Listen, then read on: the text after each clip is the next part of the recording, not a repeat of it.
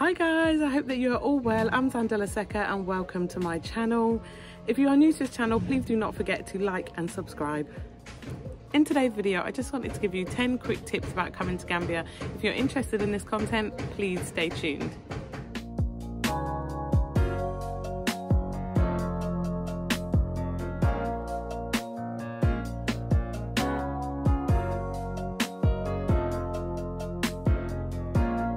So if you are coming to Gambia for the first time, as soon as you get to the airport, there are always a group of men who are at the airport that help you with your luggage.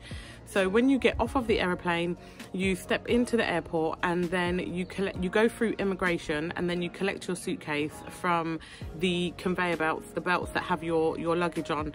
There's always someone there to help you. They normally go and get you a trolley and then grab your suitcase for you off of the belt. I would advise that you use their service. Some people don't like to, but what happens in Gambia is after you've collected your suitcase, you then have to go through a scanning machine. Your case has to. So you have to lift the case back off of the trolley and put it through the scanning machine and put it back on. After you've traveled for a couple of hours, it's the last thing that you want to do. So just use the guys there to help.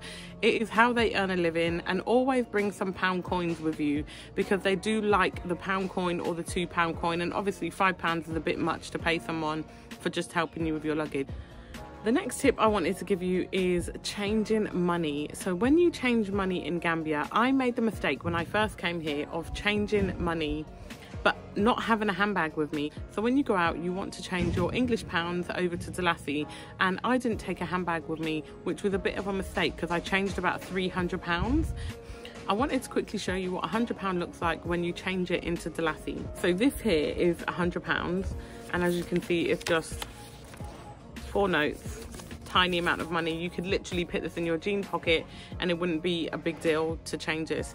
But when you change it into Dalasi, this is what £100 looks like changed into Dalasi. As you can see, this is £100 and this is £100. So just be very mindful that when you go out in the community, that you need to make sure that you have something safe, like a handbag or a wallet, or sometimes you see guys walking around with backpacks so that they can put their cash in there, because actually changing US dollars or changing pounds over to Dalasi is a big difference in the amount of notes that you actually get. The third thing I wanted just to mention is just to be mindful of your money. And the reason why I say that is because in Gambia, they have a very haggling down mentality. So everybody always says to you, what's the first price? You know, you ask, what is the first price? You could walk into a shop or you can walk into the market and the first price is never the final price. You always have to haggle down. But what I've come to realise, and what I actually don't feel very comfortable about in Gambia, is haggling the price down too much. And you find a lot of people do that because it is the culture in Gambia. But for example, if you went into a local supermarket in the UK or the US or anywhere else, you would pay easily £2.50 or, you know, $3 or whatever for an organic avocado. In Gambia, that avocado would probably be about 80p, but people still tend to haggle down. And sometimes you see a woman and she's got, you know, a baby on her back, she's got a baby by her feet, and she's selling oranges, and you will see people haggle down this woman's 50p orange down to 20p. So I think it is really important that we are mindful of our money and how much it costs in the UK for these products compared to how much we pay for it in Gambia. I'm not saying that you shouldn't haggle down the prices, because it is very common in Gambia and people will always give you a price that is higher than what they actually want to sell it for. But just be mindful when you're haggling down the price that these people, this is how they earn their money. They don't get a set salary or a set wages from their employer. They are literally out on the street corner and they are selling their fruits or their vegetables. So just be mindful how much you would pay for something in the UK compared to how much you would pay for it in Gambia. My fourth tip is to be very mindful of your belongings, because anywhere in the world that there is poverty, there is opportunists. If you are out, please be mindful not to have your mobile phone in your back pocket, not to have your money all over the place, not to have your money out on show. Like I said, where there is poverty, there are opportunists. And if people see that you got 2 or 3 mobile phones, or you got a big wad of Dalasi, people will try their luck and they will take money from you, or they will just come over and give you this long story about how their children haven't eaten, or you know, they need to pay school fees, or they've got no electricity, things like that. When you are coming to Gambia for the first time, or even if you have been a few times, I would advise that you actually get a private hire vehicle. I'm not necessarily saying that you go and hire a 4x4 and you drive it around, but you can always speak to the hotel or speak to whoever booked your accommodation and see if they know a driver who can drive you around. You can pay these drivers a day rate and they will go with you anywhere you need to. Sometimes they will even come with you into the markets and things like that, because if you don't speak the local language, you can sometimes be ripped off. So it's always good to have a driver or someone who can help take you around the local areas. Cash. Gambia is a cash country. You need to make sure that you have cash with you at all times. 90% of the places that you will want to purchase items from do not have the facility that you can pay by card. So please be mindful that you do need to take cash with you all the time. Don't take all your cash out with you. If you are staying in a secure residence, then obviously keep some of your cash in a safe, or locked away in your suitcase or something like that. People do say that Gambia is cheap, but you can rack up £100 in a day if you go out and eat at really nice restaurants. And if you go to the craft market or Serekunda market, you can end up spending a lot of money. When I first came to Gambia, I ended up spending £60 on one piece of fabric, and when I went to the tailors and told them, the lady was so furious that we had been ripped off so badly. She was saying that piece of fabric that we purchased we could have got for about £15, but we didn't know the money at the time, so we actually ended up paying £60 for a piece of fabric that would have cost us about £15 had we been Gambian. If you're coming to Gambia for the first time, then it is great to stay in the tourist areas. However, I would advise that you don't. I would advise that you try and get an Airbnb or accommodation that is away from your typical tourist area. I personally had a much better time when I stepped away from the tourist areas when I came into Gambia. I'm going to be completely honest with you. The nightlife is fantastic around the tourist areas. The clubs are amazing, and the people are really friendly, but it can be a little bit overwhelming with people asking you for things, people trying to take you to places. People will show you where the craft market is or where the cash machine is, and then they will expect something in return. And in the nighttime, it can be a little bit overwhelming, the amount of people that come and speak to you. And I found myself having to get quite aggressive with people to make them know that I knew where I was going. So my sister and I, when we first came to Gambia, we enjoyed ourselves a lot more when we stepped away from the tourist areas and got to actually see Gambia. So we went to nightclubs that were outside of the tourist areas. We got to go to villages where we could mix with the locals, and we went on lots of different tourist attractions in Gambia that were not typically advised or given to you by the tourist spots that are shown to you in the hotels.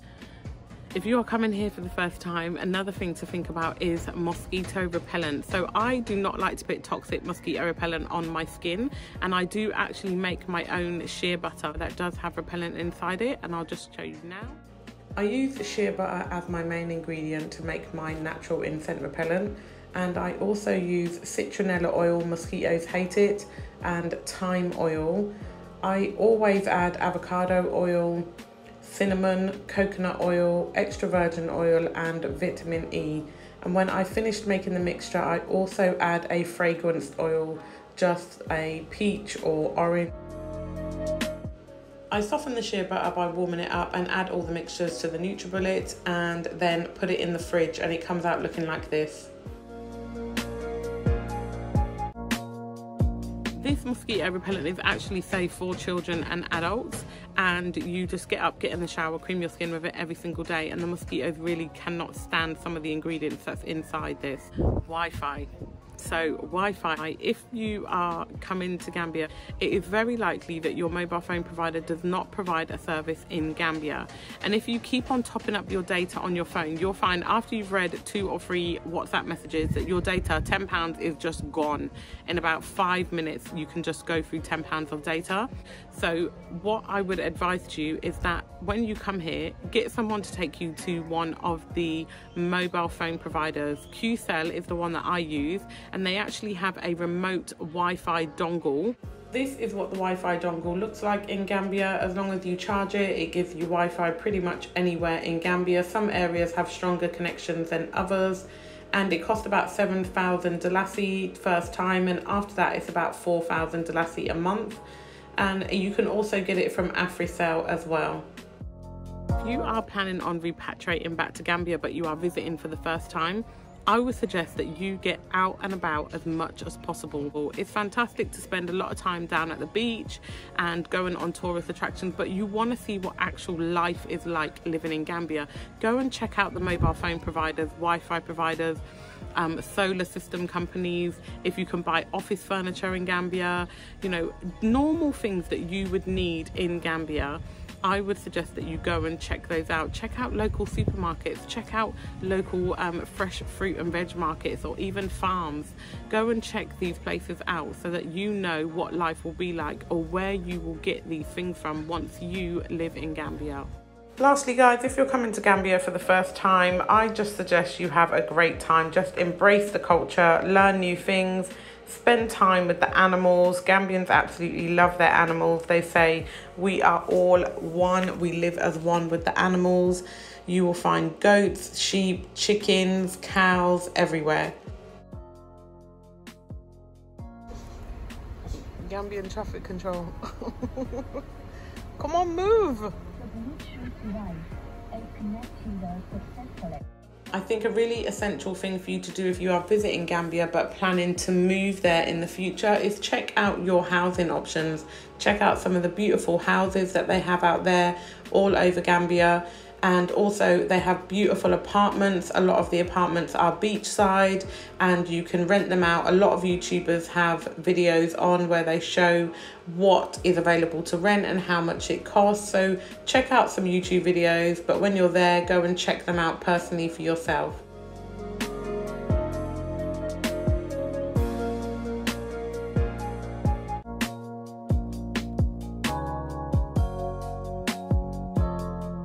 When you move to Gambia, if you're not interested in renting accommodation or buying a already built house, then go and check out some land options. There are plenty of people around Gambia and estate agents that can help you take you around to different locations. So check out some land prices, some land options and locations. And of course, go and check out all the beaches. Gambia is full of beaches. There are so many. Most of them are really quiet, even in tourism season. Unless they are attached to a hotel, they're really quiet. You can get things like fresh fish made on the beach for you. You can go horse riding and do lots of different things on the beaches. So that's it guys. Thank you very much for watching. Please do not forget to like. If you are new to my channel, please do not forget to subscribe. And of course, if my content is useful to anybody that you know, please do not forget to share. Take care guys.